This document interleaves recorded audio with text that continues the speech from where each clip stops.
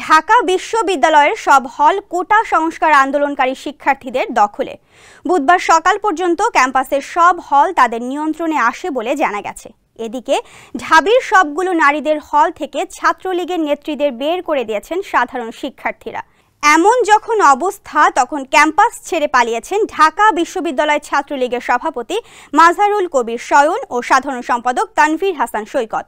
বুধবার সকালে ঢাবি ক্যাম্পাসে গিয়ে তথ্য জানা যায়। নাম প্রকাশ না করার শর্তে কয়েকজন শিক্ষার্থী জানান, কর্মীদের নিরাপদ আশ্রয়ে যাওয়ার নির্দেশ দিয়ে সকালে সাধারণ সম্পাদক তানভীর হাসান সৈকত ক্যাম্পাস ছেড়ে চলে যান। এর কিছুক্ষণ পর ক্যাম্পাস থেকে পালিয়েছেন ঢাবি ছাত্রলীগ সভাপতি মাজহারুল কবির সয়ন। যমুনা রেফ্রিজারেটর, খাবার ফ্রেশ তো লাইফ জম্পেশ। এদিকে ঢাকা বিশ্ববিদ্যালয় অনির্দিষ্টকালের জন্য বন্ধ ঘোষণা করেছে বিশ্ববিদ্যালয় প্রশাসন। বুধবার সন্ধ্যা ৬টার মধ্যে শিক্ষার্থীদের হল ছাড়তে নির্দেশ দেওয়া হয়েছে।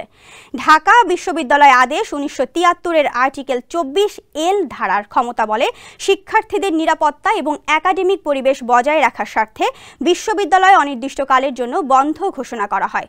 বুধবার ঢাকা বিশ্ববিদ্যালয়ের সিন্ডিকেটের জরুরি সভায় এ সিদ্ধান্ত গ্রহণ করা হয়। পরে ঢাকা বিশ্ববিদ্যালয়ের জনসংযোগ দপ্তরের পরিচালক মাহমুদ আলম স্বাক্ষরিত বিজ্ঞপ্তিতে এই সিদ্ধান্ত জানানো হয়। এর আগে মঙ্গলবার রাত ১১টায় দেশের সব সরকারি ও বেসরকারি বিশ্ববিদ্যালয় বন্ধের নির্দেশনা দেয় ইউজিসি।